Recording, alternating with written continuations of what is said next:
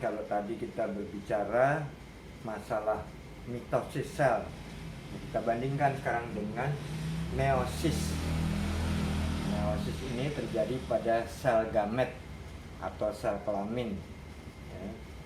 Entah itu spermatozoa, entah itu ovum. Kalau jantan spermatozoa, kalau betina ovum, maka disebut peristiwanya gametogenesis.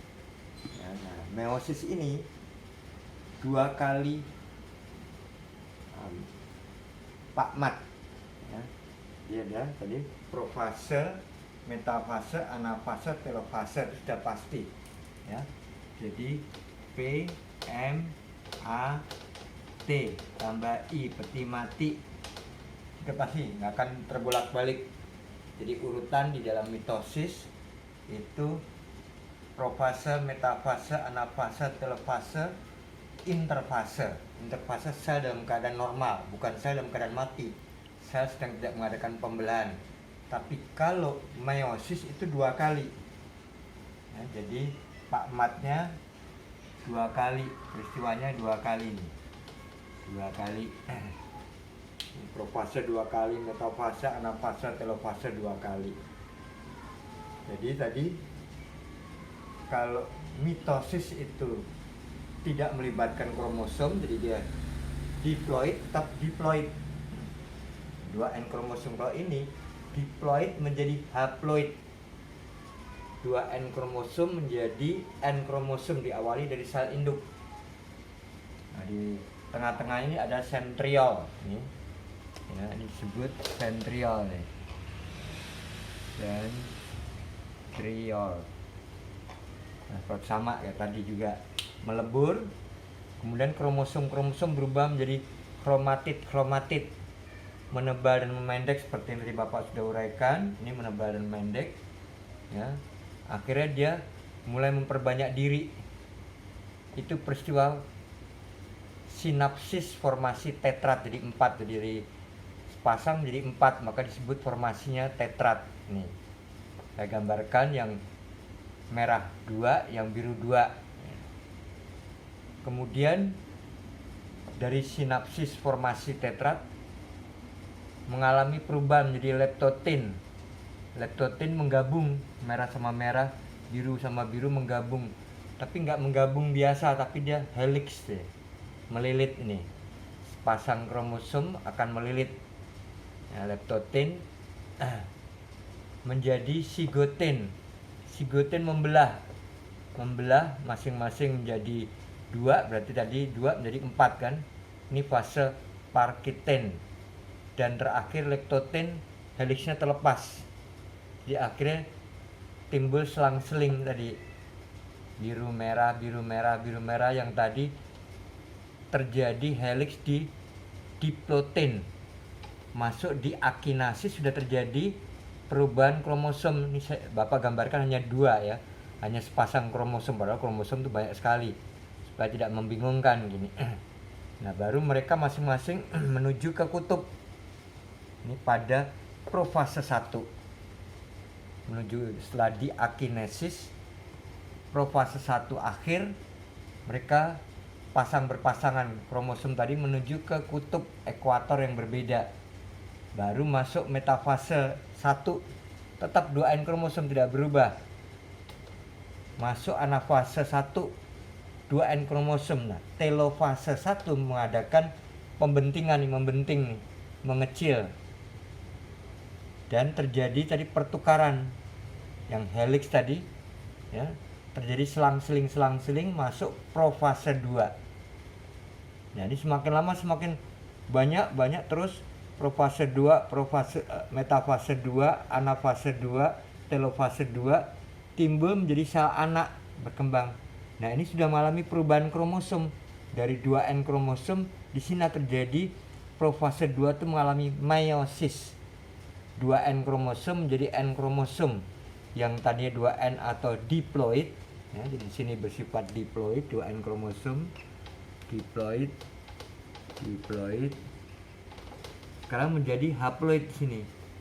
Haploid.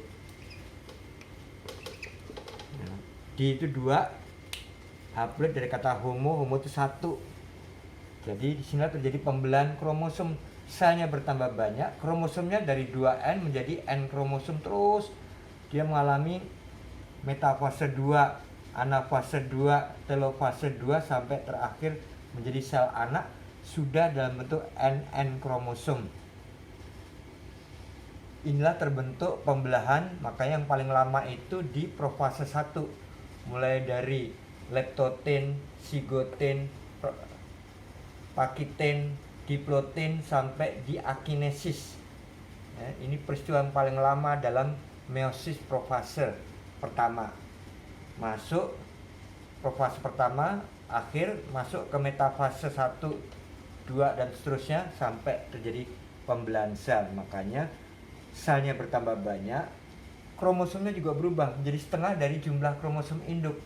Kalau kromosom induk 2N kromosom atau diploid, tapi kromosom anak tinggal NN kromosom. Jadi kalau pada hewan atau manusia pembentukan sperma dan pembentukan ovum.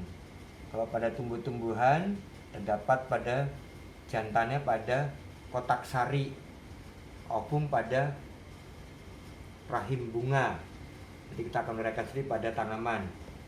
Nah, dengan cara semacam ini akhirnya sel bertambah banyak, tapi kromosomnya menjadi setengah dari jumlah induknya, menjadi NN kromosom atau bersifat haploid. Ini salah satu perbedaan antara mitosis dan meiosis. Kalau mitosis pada sel vegetatif atau sel tubuh, tapi kalau meiosis itu pada sel gamet. Maka muncul yang disebut peristiwa gametogenesis. Kita ambil contoh pada manusia. Ya. Gametogenesis itu sel gamet. Genesis itu kejadian, gametogenesis yaitu pembentukan sel gamet pada manusia. Ya, hewan yang paling sempurna.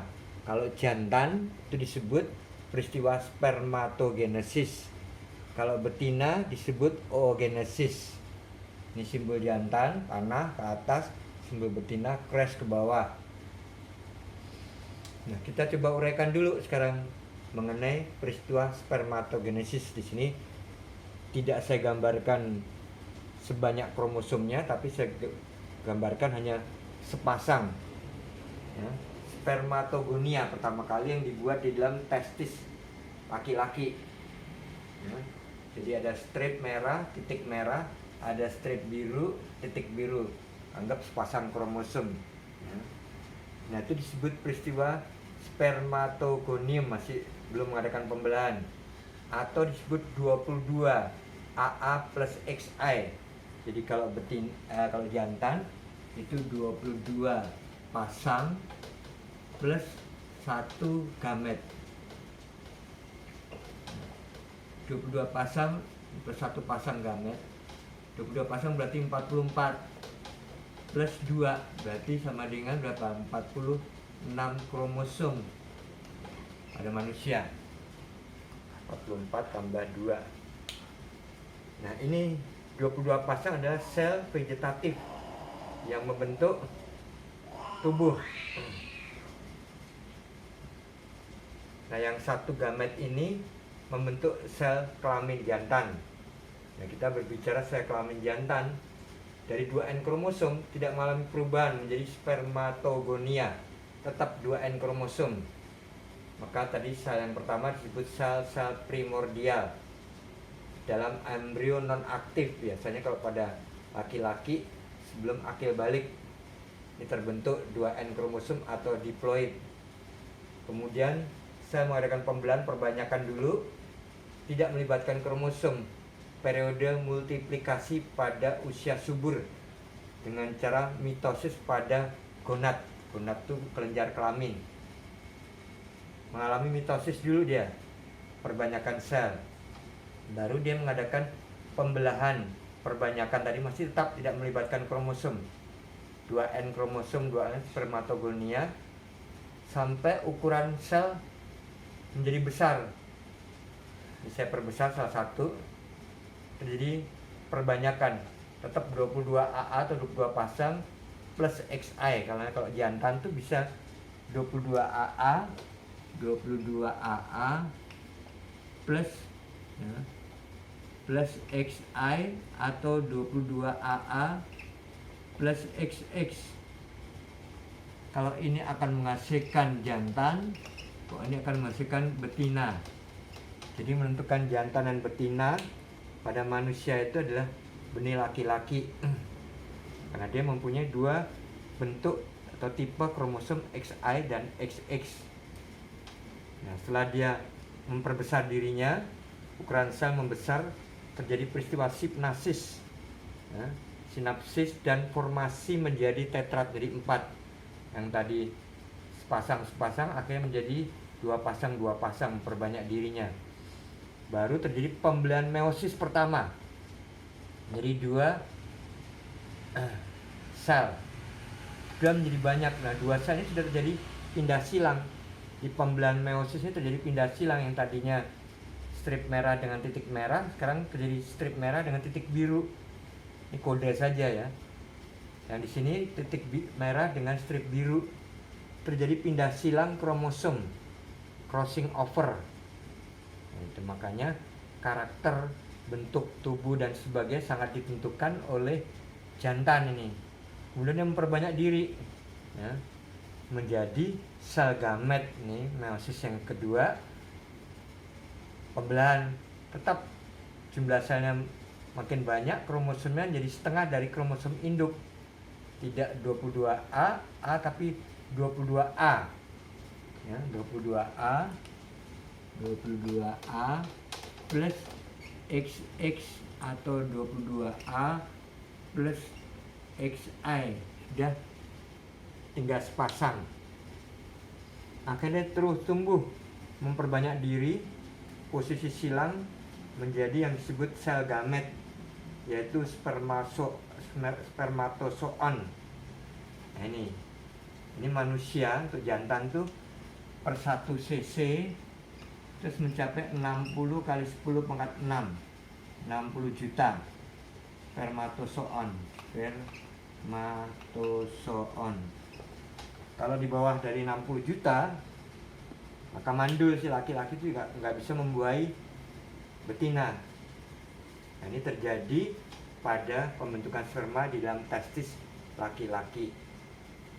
Kalau kita bandingkan dengan sebelahnya, ini oogenesis, sama seperti sperma.